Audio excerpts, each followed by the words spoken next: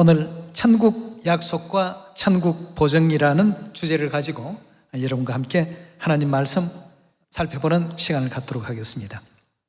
이 세상의 모든 부귀와 영화, 권세, 참으로 잠시 잠깐입니다. 손에 쥐었는가 하면 어느 순간 또 잃어버리기가 쉽고, 다시 말해서 불투명한 미래 속에 살고 있다는 것이죠. 그러나 우리 하늘 백성들은 어떠합니까? 모든 것이 하나님께서 보증을 해놓으셨습니다. 여러분, 보증이 되어 있다는 사실만큼 마음에 큰 위로나 위안이 되는 것이 있습니까? 그것도 천국에 대한 하나님께서 위대한 약속을 주시고 보증을 해놓으셨습니다. 세상 사람들의 생활 속에는 보증된 미래가 없습니다.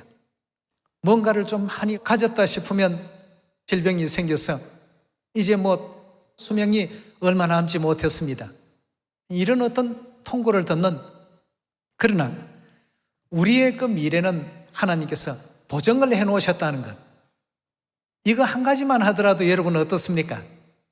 룰루랄라 하면서 기뻐해야 될 그러한 상황 아니겠습니까? 지금 이제 코로나가 전 세계 사람들을 굉장히 많이 우울하게 합니다. 미래가 굉장히 불투명하게 만듭니다. 직업도 다 잃어버리게 만들고, 이러다 보니까 세계 곳곳에서는 폭동 같은 것이 또 일어나고 있는 그러한 또 상황들입니다.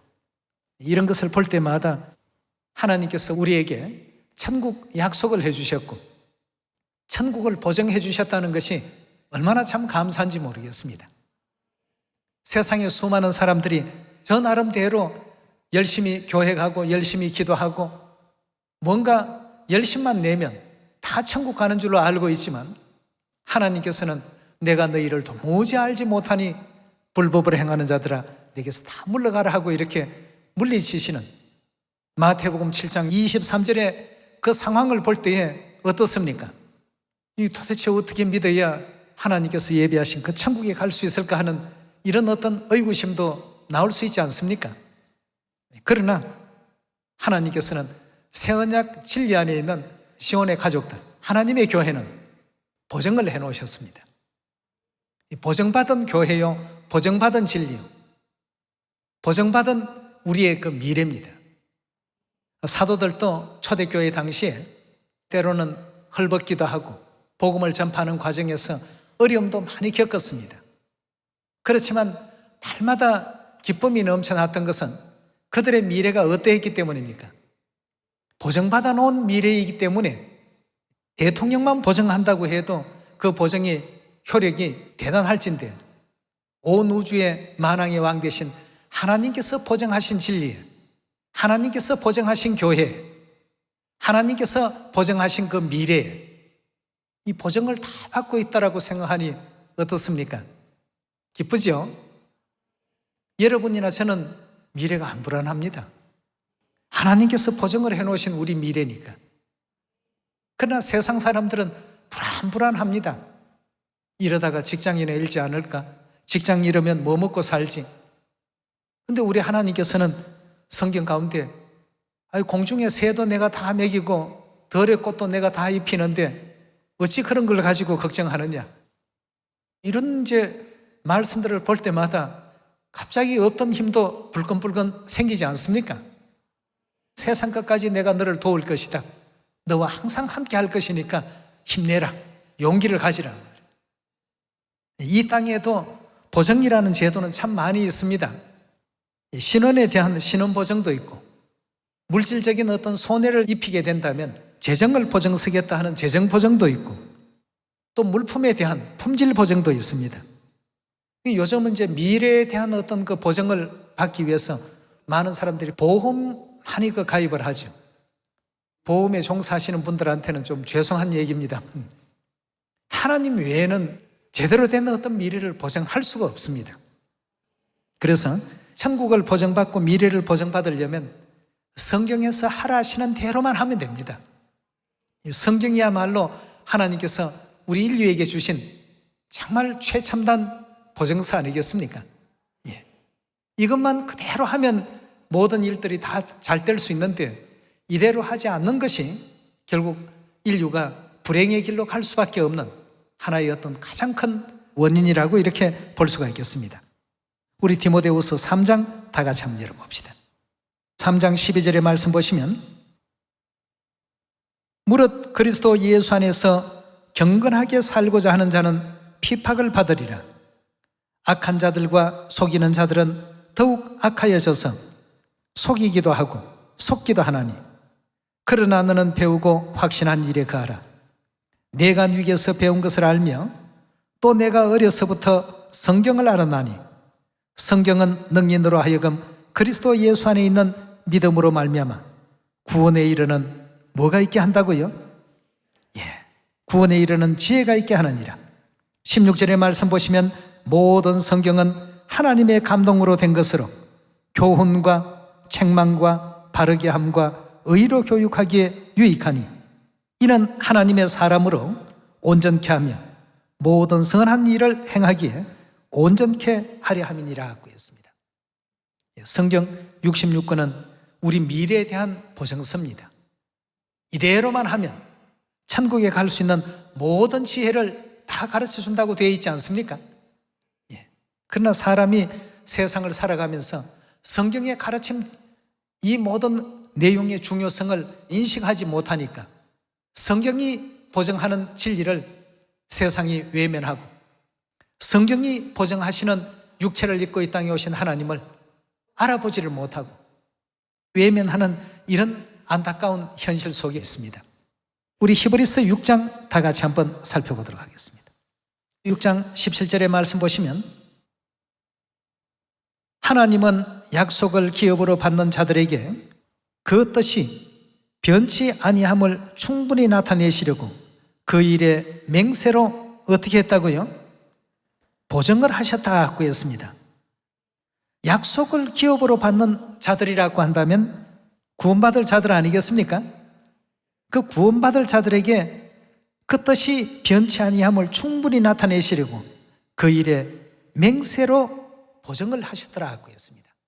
하나님께서 보증하신 이와 같은 일들, 그 중에서 대표적인 몇몇 가지를 한번 성경에서 또 찾아보도록 합시다. 누가복음 22장 28절의 말씀 같이 보겠습니다.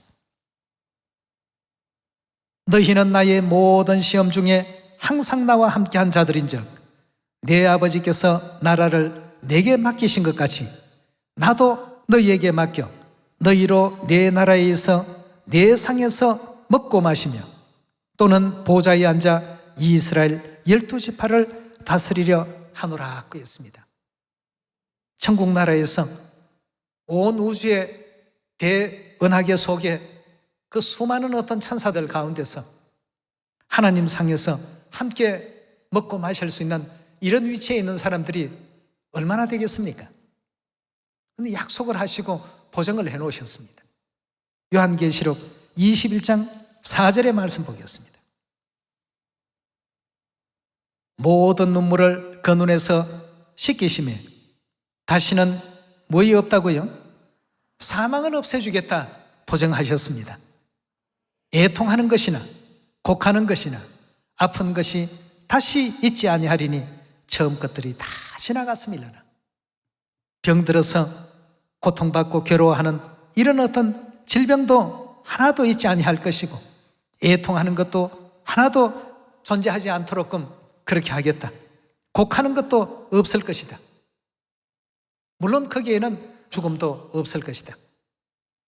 오직 날마다 새로운 어떤 그 기쁨을 창조하는 그 세계 속에 영원 세세토록 우리와 함께 하시겠다는 약속을 주시고 또 보증을 하셨습니다.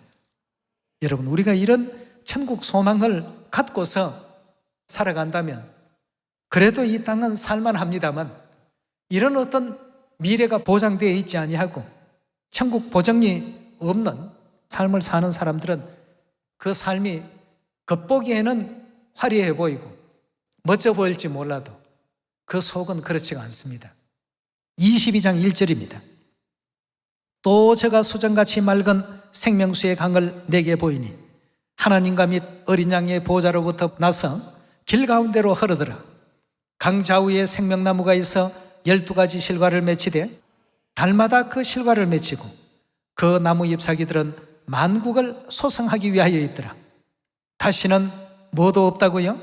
저주가 없으며 하나님과 어린 양의 보호자가 그 가운데 있으리니 그의 종들이 그를 섬기며 그의 얼굴을 볼 터이요 그의 이름도 저희 이마에 있으리라. 다시는 밤이 없겠고 등불과 햇빛이 쓸데없으니 이는 주 하나님이 저희에게 빛이심이라. 저희가 세세토록 왕노릇 하리로다 하였습니다. 이 땅에 있으면 왕노릇 근처에도 가보기 어렵지 않습니까? 하나님께서는 내 상에서 함께 먹게 할 것이며 이스라엘 12지파를 다 다스리게 할 것이다.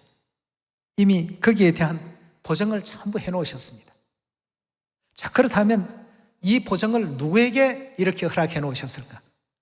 또 하나님께로부터 보증받을 수 있는 교회는 과연 누가 오셔서 세우실까? 참 중요한 부분 아니겠습니까? 예. 아무나 그냥 교회에 세워놓고 하나님 이름만 부른다고 해서 그냥 하나님의 자녀가 되는 것 아닙니다. 하나님께서 수많은 어떤 시련과 또 고난과 어려움 속에서 완성품으로 만들어진 그 인류에 대해서 보증을 하시는 것 아니겠습니까? 그럼 이렇게 보증받을 수 있는 사람들은 결국 어디에 전부 다 모이도록 되어 있는가 말이죠. 성경 66권은 하나님의 성령의 감동으로 기록한 하나님의 보증서라고 볼 수 있는데요, 이 보증서를 보면 결국 우리는 어디에 다 모이도록 되어 있는지 예레미야 우리 4장 5절의 말씀 보도록 하겠습니다. 너희는 유다에 선포하며 예루살렘에 공포하여 이르기를 이 땅에서 나팔을 불라 하며 또 크게 외쳐 이르기를 너희는 모이라 우리가 견관성으로 들어가자 하고 시온을 향하여 기호를 세우라 도피하라 지체하지 말라고 했습니다. 자, 이제 경관성으로 들어가는데 그 경관성 이름이 뭔가 하고 보니까 시온이었습니다. 자, 시온으로 들어가는 사람들에게 우리 하나님께서는 천국을 약속하시고 보증해 놓으셨습니다. 오늘날 많은 인류 인생들이 또 하나님을 믿노라고는 하지만 제대로 진리를 알지 못하고 그냥 막연히 교회만 가면 천국은 저절로 생겨나는 줄로 잘못 알고 있는 사람들, 해변가의 모래알같이 너무나도 많습니다. 그래서 그들에게 이런 하나님의 뜻을 올바르게 우리가 가르치고 전해야 될 사명이 주어지게 된 것 아니겠습니까? 그렇다면 보증해 주신 이 무리들은 과연 어떤 교회를 다닌 사람들일까? 우리 고린도전서 1장을 한번 보도록 합시다. 1장 2절의 말씀 보시면 고린도에 있는 무슨 교회라고요?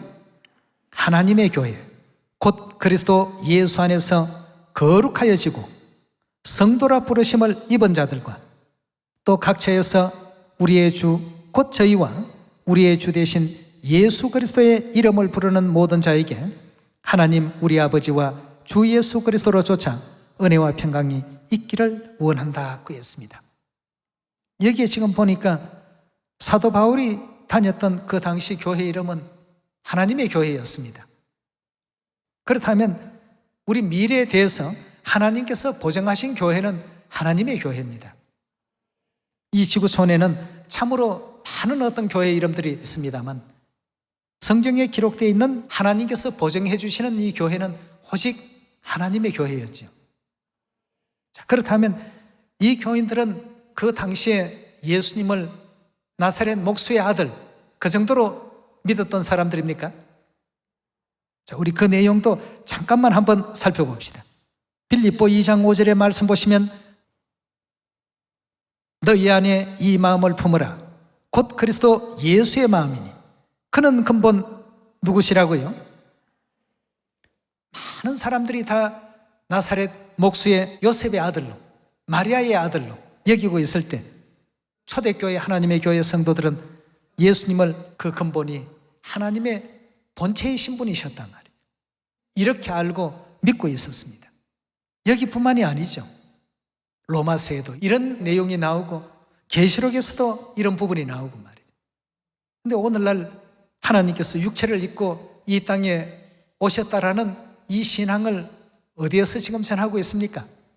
초림 때나 재림 때나 다 하나님의 교회 안에서 지금 전하고 있지 않습니까? 그 교회가 바로 천국을 보증받은 교회입니다. 이 보증은 천사가 보증한 것이 아닙니다. 아브라함이 보증한 것도 아니고 베드로가 보증한 것도 아닙니다. 새 언약을 통해서 하나님께서 보증해 놓으셨습니다. 자, 우리 그 장면도 히브리서 9장을 한번 열어서 확인해 보도록 합시다. 9장 15절의 말씀 보겠습니다. 이를 인하여 그는 새 언약의 중보시니 이는 첫 언약 때 범한 죄를 속하려고 죽으사 부르심을 입은 자로 하여금 뭘 약속받게 했다고 했습니까? 영원한 기업, 다시 말해서 천국 나라에 대한 이 유업을 약속으로 얻게 하려 하심이니라 하고 했습니다. 천국을 보증받게끔 하기 위해서 하나님께서는 새 언약의 중보가 되셨다 하고 했습니다.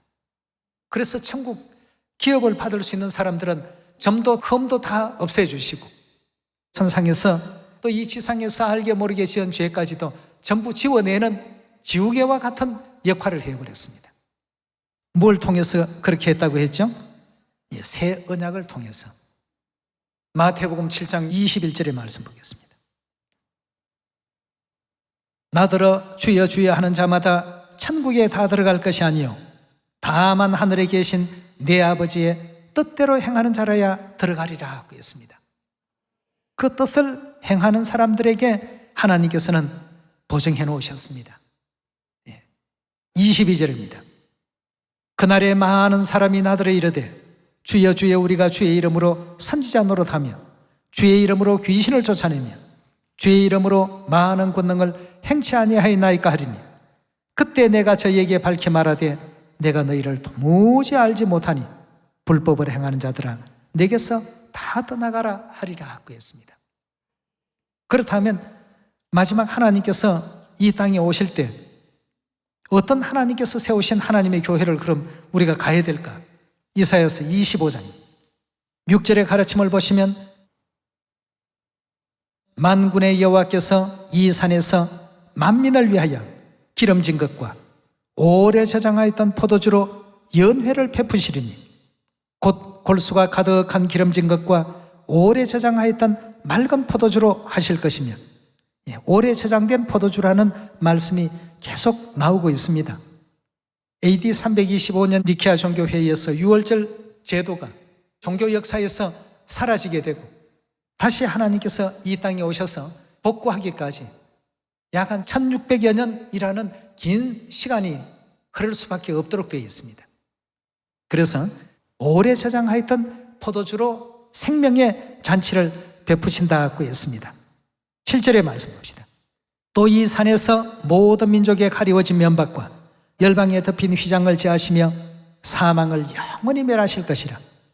66권 성경 속에 사망을 멸하는 포도주 하면 어떤 포도주가 있습니까? 유월절 포도주가 있죠. 9절의 말씀 보시면 그날에 말하기를 이분은 누구시라고요? 우리의 하나님이시라. 우리가 그를 기다렸으니 그가 우리를 구원하시리로다 하고 했습니다. 히브리 9장 28절에는 보면 두 번째 오실 때 뭘 허락하신다고 했습니까? 구원에 이르게 하기 위해서 두 번째 오신다는 것은 육체를 입고 오신다는 뜻 아니겠습니까? 어떤 사람들은 그건 영으로 오는 것이다 하는데 그건 굉장히 참 잘못된 얘기입니다. 영으로는 항상 우리와 같이 계십니다. 그렇지 않습니까? 영으로 첫 번째 왔다 두 번째 왔다 하는 것 그 자체가 거짓말입니다. 자기를 바라는 자에게 두 번째 오신다는 것은 육체의 장막을 쓰시고 초림 때 한번 오셨듯이 마지막 재림 때에도 이와 같이 등장하시겠다는 뜻 아니겠습니까? 그때 뭘 가지고 잔치를 베푸신다고요? 오래 저장된 포도주로 사망을 영원히 멸하시는 이 잔치를 베푸시는 그가 곧 우리가 기다렸던 우리의 하나님이시라 하고 했습니다. 그분을 영접하라는 것입니다. 우리에게 이지러지고 파손되었던 초대교회 이런 모든 진리의 법도를 회복해 주시고 새 언약 유월절로 말미암아 죄사함 얻게 하시고 영생의 길 열어주신 분이 바로 누구십니까? 그리스도 안상홍님이십니다. 그렇다면 여러분과 저는 이미 천국이 보장이 되어 있는 교회 다니고 있다는 확실한 증거가 있지 않습니까? 네. 바울이 다녔던 그 하나님의 교회, 바울이 지켰던 유월절 그대로 지키고, 또 바울이 지켰던 안식일 그대로 우리가 또 지키고 있고, 우리 교회와 초대교회 비교해보면 다 같습니다. 그럼 모든 것이 다 같은데 왜 우리는 안상홍님 이름으로 기도하고 우리는 왜 하늘 어머니가 계십니까? 초대교회도 있었습니까? 있었습니다. 놀랐죠? 있었는데 초대교회 그 시대가 세 시대로 분류해보게 되면 어떤 시대에 해당됩니까? 성자 시대였습니다. 구약 시대를 성부 시대라고 하고, 예수님이 땅에 처음 오신 때를 성자 시대, 우리가 살고 있는 이 시대는요 성령의 시대이기 때문에, 그 예수님께서 이 성령의 시대에는 어떤 이름으로 역사하시겠다고 했습니까? 예수라는 어떤 이름이 아닌 예수님의 새로운 이름을 가지고 활동해야 되는 이 시대 속에 우리가 지금 살고 있습니다. 자, 우리 과연 그런가? 계시록 우리 3장 12절의 말씀 보겠습니다. 이기는 자는 내 하나님 성전의 기둥이 되게 하리니 그가 결코 다시 나가지 아니하리라. 내가 하나님의 이름과 하나님의 성 곧 하늘에서 내 하나님께로부터 내려오는 새 예루살렘의 이름과 나의 새 이름을 그 위에 기록하리라 하고 했습니다. 예수님이 새 이름이 있다라는 이런 얘기를 오늘날 얘기하면 전부 펄펄 뜁니다. 오직 예수, 그건 다시 말하면 오직 성자시대, 모먼 성령시대에 있으면서 그들의 어떤 생각은 전부 성자시대에 가 있습니다. 그런 사람들이 과거에 있었습니다. 누구였느냐 하면 바리새인, 서기관, 예수님을 십자가에 못 박은 유대인들, 그들이 모먼 성자시대에 살고 있으면서 생각과 정신은 전부 성부시대로 가 있었던 사람들입니다. 그들이 바로 성자시대에 오신 그 구원자를 영접하지 못했던 것처럼 오늘날 교회가, 시대는 성령시대를 살고 있으면서 믿음과 생각과 정신은 어느 시대에 지금 머무르고 있습니까? 성자시대. 예수님은 나의 새 이름이 있다라고 요한이 살았던 초대교회 당시에 이미 알려주셨습니다. 이게 초대교회의 진리입니다. 성령시대가 이제 개막이 된 시대에 우리가 지금 살고 있습니다. 그러면서 구원자의 이름은 오직 예수 한다면 그건 성경에 대한 어떤 그 설명과 해석이 굉장히 잘못된 어떤 부분입니다. 그래서 3장 12절에 지금 말씀도 내 하나님께로부터 내려오는 새 예루살렘의 이름과 나의 새 이름을 그 위에 기록할 것이다 하고 했습니다. 여기에 보면 여러분, 새 예루살렘 뭐가 있다고 했습니까? 이름이 있다고 했습니다. 예루살렘의 이름이 뭡니까 하면 어떤 사람은 예루살렘이 예루살렘이지 뭐 예루살렘이 딴 이름이 있습니까? 그 희한하게 성경에는 예루살렘이 이름이 있다고 했어요. 이름을 갖고 있는 예루살렘. 그리고 예수님의 새로운 어떤 이름이 반드시 있다라는 사실을 사도 요한이 생존했을 당시에 이미 예수님께서 계시를 통해서 주셨던 가르침이요 교훈입니다. 우리가 늘 새 이름 안상홍님 하니까 그건 초대교회 그 없었지 않습니까? 초대교회 사도들이 그런 이름 안 썼지 않습니까? 당연히 안 쓰지요. 왜 당연히 안 쓸까요? 새 이름을 써야 될 시대가 아닙니다. 성자 시대는요. 예수님의 새 이름을 가지고 마지막 구원의 최종 이제 완결이 지어지는 이런 어떤 구원의 역사가 있다는 것을 우리 모두는 또 알아야 되겠습니다. 뿐만 아니라 누구의 또 이름도 있더라고요. 새 예루살렘의 이름과 나의 새 이름 했습니다. 새 예루살렘도 이름을 갖고 있고 나도 새로운 이름을 갖고 이 성령 시대를 여시게 될 것을 요한계시록 22장에 알려주고 있지 않습니까? 성령과 신부께서 어떻게 하신다고요? 오라 하시는도다. 이제까지 성부 시대도 잘 견뎌왔고 성자 시대도 구원의 역사를 잘 이렇게 넘어왔다면 마지막 이 성령 시대 내게로 오라 말이에요. 거기가 이제 마지막 우리 구원의 결성점입니다. 근데 하나님을 믿는다라고는 하면서 그 천국을 보증받지 못하고 구원을 보증받지 못한 사람들은 성령과 신부가 계시는 그곳까지 골인할 수 있을까요? 이 성경이 누구의 말씀입니까? 하나님께서 그렇게 말씀하시는데도 에이, 하나님 말씀보다는 내 생각이 옳아, 이것과 똑같습니다. 그렇다면 왜 구원을 하나님께 의지하고 있습니까? 하나님은 태초부터 종말을 내다보시고 우리 인류 인생의 모든 죄를 다 속하시고 인류를 천국으로 지금 인도하고 계시는 분이신데, 자기 생각과 맞지 아니하면 무조건 성경에 있다 해도 배척해버리는 이런 참 안타까운 현실입니다. 그러나 이 성령 시대에는 반드시 예수님의 새로운 이름에 의지해서 기도하고 그 이름을 불러야지만 구원에 이를 수가 있는 것입니다. 우리 요한계시록 19장 한번 봅시다. 6절의 말씀 보겠습니다. 또 내가 들으니 허다한 무리의 음성도 같고 많은 물소리도 같고 큰 내성도 같아서 가로되 할렐루야, 주 우리 하나님 곧 전능하신 이가 통치하시도다. 우리가 즐거워하고 크게 기뻐하여 그에게 영광을 돌리세. 어린 양은 누구를 뜻합니까? 예수님을 뜻하지요. 이 요한계시록은 초림 예수님께서 떠나신 지 한 60여 년이 지난 이후에 기록된 말씀입니다. 그러니까 여기에 등장하는 어린 양은 재림 예수님을 의미하고 있습니다. 어린 양에 무엇이 이르렀다고요? 혼인계약이 이르렀고 그 아내가 예비되어 있더라고 했습니다. 그 어린 양과 어린 양의 아내의 출현은 초대교회, 우리 하나님의 교회의 진리였습니다. 마지막 성령 시대에 이루어질 일이라는 것뿐이죠. 그 다음 8절에요. 그에게 허락하사 빛나고 깨끗한 세마포를 입게 하셨은즉 세마포는 성도들의 옳은 행실이로다. 천사가 내게 말하기를 기록하라. 어린 양의 혼인잔치에 청함을 입은 자들이 복이 있도다 구했습니다. 그 어린 양과 어린 양의 아내가 함께 계시는 그곳에 초대된 자들은 전부 복받은 자들입니다. 오늘날 전국과 전 세계에서 아버지 하나님, 어머니 하나님을 믿고 있는 하나님의 교회, 세계복음선교협회, 모든 우리 시온의 자녀들이 바로 여기에 해당되는 복이 있는 사람이라고 천사가 지금 얘기하고 있는 것입니다. 이 얘기를 2000년 전에 예수님께서 사도 요한을 통해서 미리 우리 하나님의 교회 앞으로 2000년 뒤에는 이렇게 될 것이다 보여주신 장면 아니겠습니까? 21장 9절의 말씀 보겠습니다.